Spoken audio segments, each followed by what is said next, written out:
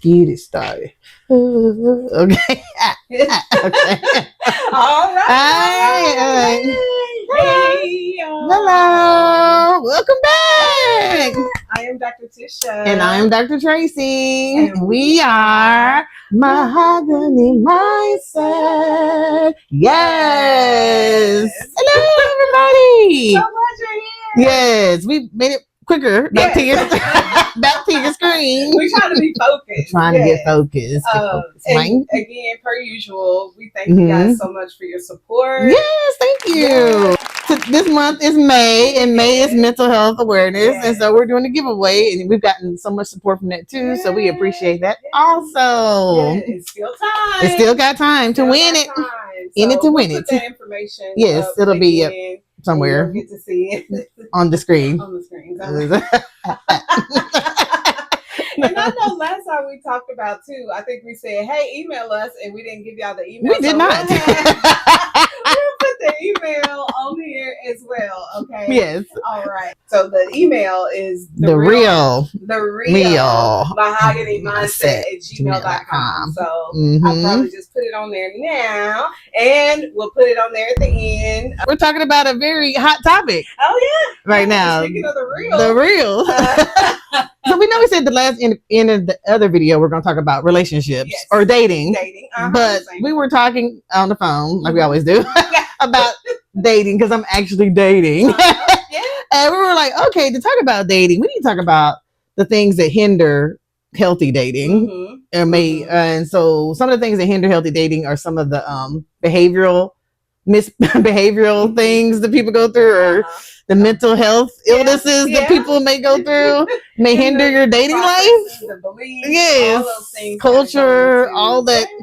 It goes into dating. So we just thought, and also we always like to bring more awareness, because people use terms very loosely. Oh yes, these little catchphrases out here, and you know the main one people talk about all the time. They talk about bad relationships. He was a narcissist. I was like, oh, was he? What does that even mean? So we're gonna go into that. While you're dating, if you see these signs and symptoms that we talk about, we can't diagnose people. Once again, we are not your providers. We're just inspirational. Spirit fingers. However, we know a lot about a lot. So again, like I said, we're gonna talk about diagnostics, like how are you diagnosed with it, what it actually means, where it comes from, the origin, signs and symptoms. Then we're going to talk about different types of narcissism, and is it treatable? How can you treat it?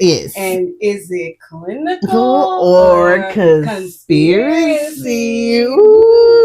And it is so much on narcissism. It's going to be a 2-part series.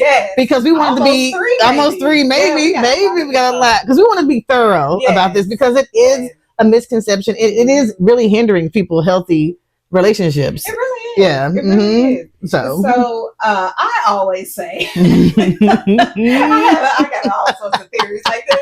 All the stuff we talk about, it could be a whole nother video. Oh, it could. But I believe, and a lot of people believe too, that everybody has a hint of narcissism. Yes. But let's just go into it. Let's go into it. So, go ahead. So the way that we even diagnose people is meaning you. I'm a pharmacist. She's the diagnostic nurse practitioner. The way that we even go about it is there's a manual that we go by, and it is called the Diagnostic and Statistical Manual of Mental Disorders. And so we call it the DSM-5. Yes, because we want to say all that. Yes. We just say DSM-5 because it's a lot. Yes. But it is the 5th edition. I think they're working on the next one, maybe out in 2030. But we'll see. Because it takes a lot to go through that. But because all these manuals are based on studies. Yeah, absolutely. So when new things come up and new trials, new tests, then, we always have to update. That's in your life too. Yes, you do. New trials, new tests. You got to update your manual. You know what? Yes, you do. We can give y'all little clinical pearls. Okay. That's what clinicians call little doses of knowledge. Is called clinical pearls. We give you little clinical pearls, and that's a clinical pearl. Yes. So when we say diagnostics, what we really mean is, like, what are you seeing? What are the signs and symptoms, as we say? And like she talked about, there's evidence-based clinical trials, lab reports.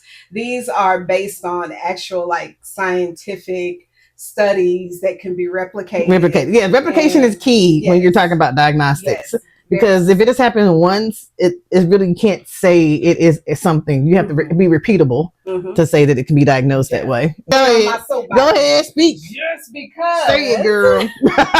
someone else diagnosed you with something, or someone else gave you a medication for something, it does not mean that your next provider is obligated to continue that diagnosis or obligated to continue that medication. So don't just go in there pointing your finger. I don't want to change nothing. Like, no. Yeah, they're not a good clinician if they don't ask questions. Right. So they base it on their educated opinion, and based on their experience. And sometimes you present different. Yeah. Different people, different things come out.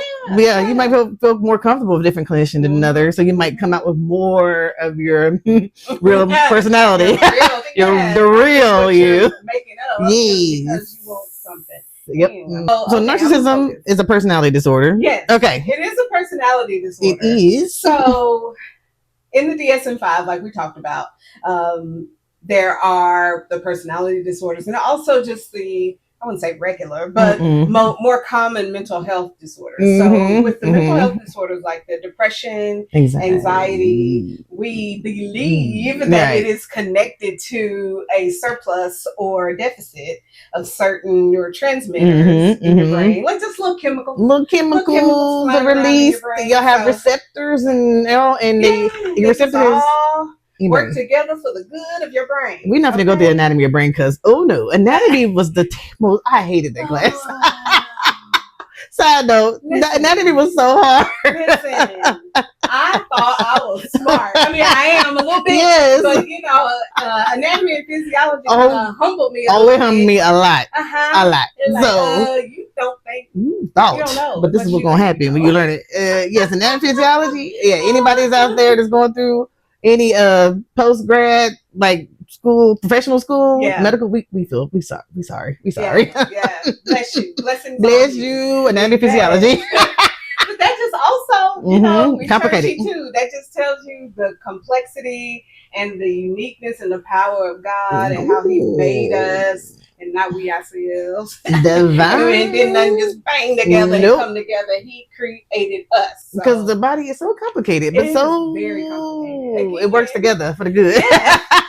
We think we know what's going on. We don't know. But no, we don't. Educated, know. Yes. The definition of personality disorder: it is a mental condition where people have a lifelong pattern of seeing themselves and reacting to others in ways that causes problems. And so these people with the personality disorders, they often have a hard time understanding emotions and tolerating distress. And this is more of an adult diagnosis. Yes. Yeah. Because the brain is not even developed enough to diagnose a child with that. Yeah. Yeah. So when you see people talking about a child is bipolar, you're like, their brain is not developed enough. Still hasn't okay, we're talking about all these clusters. We're talking about clusters. Okay. So there's different under the personalities out there. There's different subcategories under personality disorder. And I think I've heard these from like cluster A, cluster B, cluster C. Don't talk about that much, but like I know y'all heard these catchphrases like, "Oh, it's cluster A with cluster B." Okay, this is what they are. So cluster A is paranoid, schizo, or schizotypical, odd or eccentric. So that's cluster A under personality disorders. Yeah. Cluster B is antisocial, borderline, histotronic, narcissistic, histrionic. I'm like, Lord, I'm like history. I like supersonic. Supersonic. No, supersonic. Okay. We don't talk about that, but it's histrionic. Histrionic. Dramatic. Like if you notice, people are like real, just like overly dramatic and do the most. And it could be like in that category. But anyway. Histrionic. Narcissistic equal or also known as dramatic and emotional, like you just said. So that's cluster B. Yes. And cluster C is avoidant, dependent, obsessive compulsive, also known as anxious, fearful. Yes. So, that describes a lot of people. Even myself. Again, at times. Like I said, I say everybody has narcissistic traits on the spectrum somewhere. Yeah. Every person has some kind of narcissistic trait. Because I just feel like narcissism is just a self-preservation, or it's like self-absorbed kind of part of yourself, and everybody can be self-absorbed at times. But there's specific things that make somebody a narcissist. Absolutely. So you may have some little traits here and there. There's a spectrum. Like I said, everybody should think of themselves and make sure they preserve like who they are and not get lost into someone else's life. Right, because that's a whole diagnosis. That's cluster B. That's cluster B.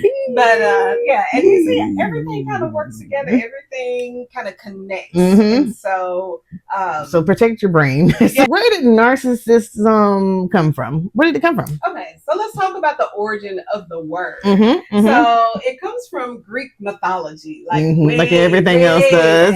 Back in the day. It anymore, but sometimes it was a kid again. Back in the day. So there was a story about a hunter named Narcissus. Narcissus. Yes. And he was a hunter. Handsome. He was handsome. Fine. Okay. 90s fine. And they talked about that he was getting hit on by women and men. Okay. But he rejected everybody's advances. And he ended up falling in love with himself. So there was a nice little reflection in the pool, and he fell in love with his reflection. Yes. And so I think there was some endings where, he almost like hurt himself when they tried to pull him away from it, and where he ended up he almost drowned himself trying to get go towards his self and infection. So drown himself. And that also reminds me of my favorite book, Squirrel. Dorian Gray. I got a little car, and his name is Dorian Gray. I love it. Okay, we're nerds. I know that. So yes, I love that. But anyway, focusing. Yes.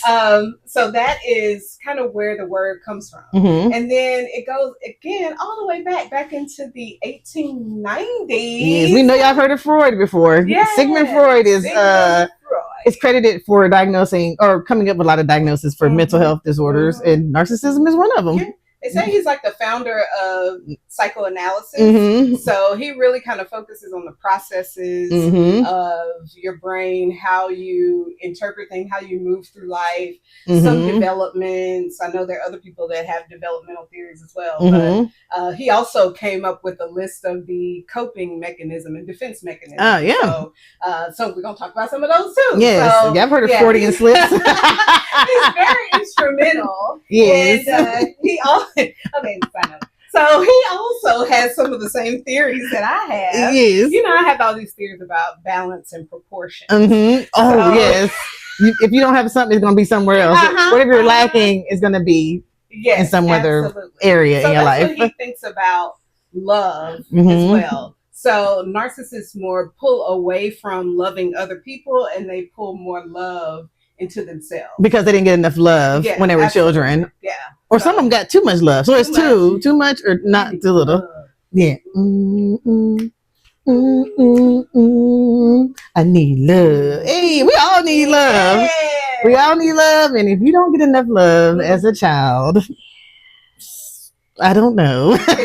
Some problems. Yeah. You know what? I am working on. Side note again. I'm focus for it. But I am working on getting you guys some access to care for me. Okay. So just look out for it, because I will be able to be a therapist and or med provider. Unlike some of these fake therapists out here, we ain't gonna name no names. We have a degree. They don't have. We have licenses, credentials, and actual degrees from accredited colleges. Yes. That you can see walking across the stage in our picture. You saw the picture. You can see us. We got diplomas in there. You can Google us, and our diplomas come up. Unlike some of these people on the interwebs, they are just life coach. And there's nothing wrong with going to a life coach. Yeah, life coaches are. But life coaches are just there to help you navigate your ins and out of your life, like scheduling or life balance. Yeah. They are not there for your mental health issues. So you can't rely on life coaches to help you. They can't diagnose you with a mental health disorder or treat you. Right. All they can do is help you balance your life. Yes. That's all life coaches. Okay. Trust but verify. Okay.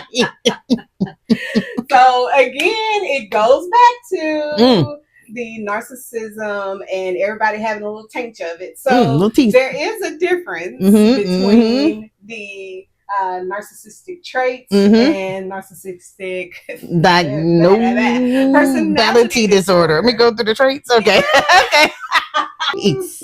Narcissistic traits are common in situational behaviors like arrogance or self-centeredness, while narcissistic personality disorder, NPD, is a severe chronic mental health condition characterized by persuasive, rigid pattern of grandiosity, lack of empathy, and intense need for admiration. These words, baby. Praise be to God. We got a list for you. We're going to break all of these down. We're going to break them down. So traits are just like, they kind of come up here and there, but actually having the personality disorder is something that affects all areas of your life with every person that you come into contact with in your relationship with. So, yes, every relationship is affected by narcissism, NPD. But all the traits doesn't affect every relationship. Okay, that's the difference. I think it's just more that there's a difference in how often they occur, how they surface, and the amount of characteristics that you actually display. Right. So, and a very small percentage, maybe only 1 or 2% of the general population is actually diagnosed with narcissistic personality disorder. Because most people associate narcissism. The easiest way I learned that narcissists lack empathy. They cannot go outside themselves to consider somebody else's feelings because they're self-absorbed. So like a common trait of narcissists are they don't have empathy for anybody else but themselves. Yeah. So let's get into it. Okay. So you just talked about the lack of empathy. So let's talk about the core characteristics of narcissism. And to be diagnosed, we were talking about the DSM-5, and it really doesn't have a time period, but you do have to meet 5 of the 9 of these core characteristics in order to be diagnosed. Okay. Ooh, Lord. Okay, we're going to do one. Yeah, I did. Yeah, you did the lack of empathy, which means unwilling to recognize or identify with feelings and the needs of others, like you said. Okay. And you already talked about this one too. The grandiose sense of self-importance. Yes, like grandiose.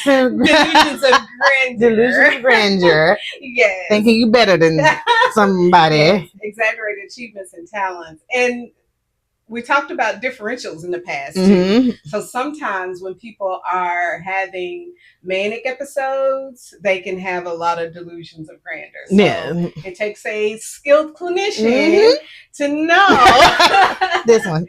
What's going on? Yes. So every time y'all say he's a narcissist, y'all better pay attention to these core characteristics of narcissism. Yes.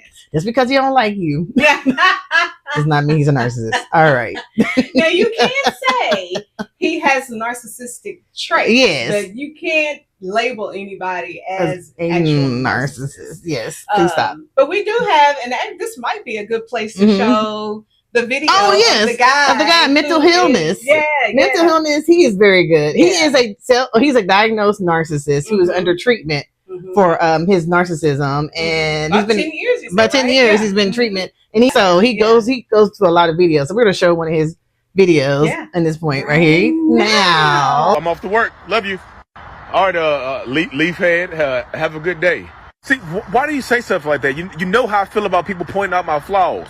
Why are you being so sensitive and insecure? I'm making a joke. You know, I love those leaves on your head. It's not funny when you make a joke about something I don't feel good about. I'm not confident in the leaves on my head. I could have called you fat, but I didn't. We're back. So with them core characteristics, another one of them is the fantasies of unlimited success. Preoccupied with fantasies of power, realness, or beauty, or ideal love. And you know, somebody is a leader, and we'll talk about. He shows this trait a lot. Belief of being special.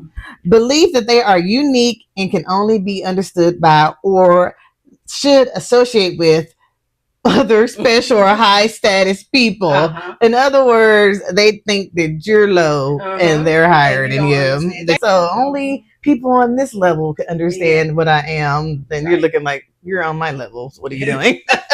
Okay. Get on my level. Get on my level.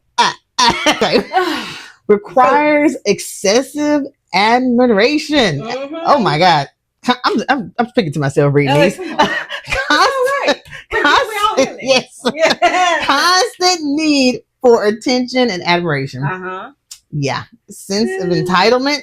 Okay. Entitlement is they expect special treatment, basically. Unreasonable expectations of especially favorable treatment or automatic compliance with their expectations. Absolutely. Exploitative behaviors, and so they take advantage of people to like achieve their own ends. So again, they really don't care about how you feel or what happens to you or your well-being. It's just them. Whatever can make them better. Absolutely. And a lot of people compared, because even mental illness compared narcissists to an empty vessel with a hole in it. And so you keep pouring into a narcissist, but they have a hole in them, which is lack of empathy. So it's just going to keep coming out. So no matter how much you pour in them, they're never going to fill up with the love because they don't have the capability of filling love. So that's like one of the examples he gave with narcissism. That's why we want people to know the real definition stuff, so you can protect yourself from people, because sometimes you get to the point where something bad could happen if you don't understand what is going on and get help immediately to get out that situation. And so that's either part 2 or 3. That's part 2. That's part 2 or 3. Yes. It's one of those. No, it's very important. It's a lot. This is part 1. And you said arrogance. You already said arrogance because they are arrogant again. Okay. Because a lot of these people, because narcissists can be men or women.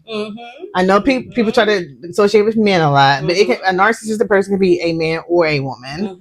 Or a person. So it doesn't man, woman, person. So they can be arrogant.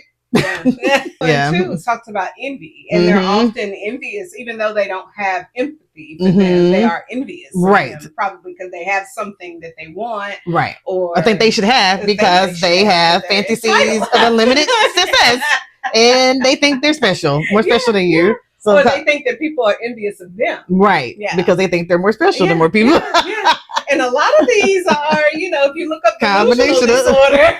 Delusional. So the next part of our series, we're going to go into the spectrum of narcissism. So there's like different types, like we were saying, and we're going to go into the causes of it. We kind of touched on the causes. We're going to go more into the causes, and then we're going to talk about what it looks like when you are being abused by a narcissist. Like what happens, we're going to define them and see what happens when it happens. And then the whole point of this series was what narcissism does, it impacts your relationships. It impacts how you bond with someone, how you can love someone or be loved by someone. Even if you are a narcissist and you're watching this, you can get help too. You can get help for this if you really want it. No, this is still the first part. I want you guys to go ahead and weigh in on a poll. We always say, is it clinical or conspiracy?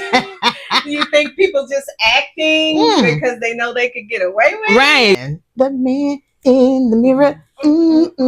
I'm asking him to change his ways and know what And if you want to make the world a better place, take a look at yourself and make a change. Ooh. Na na na na na na na na na. Yeah. Again, happy Mental Health Awareness Month. And see you back for part 2. Yeah. Don't forget the giveaway. Don't forget all those things. We'll be back. Bye. Bye. Bye.